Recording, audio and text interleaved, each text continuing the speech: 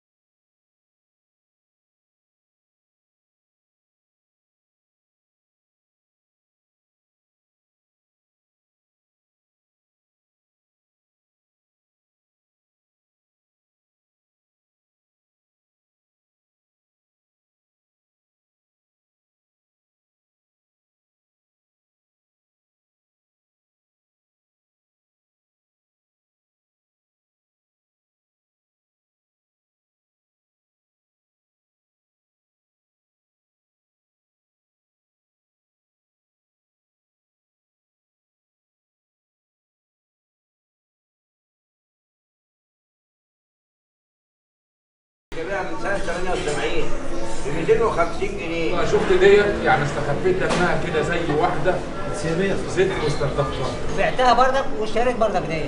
بس افتقرت.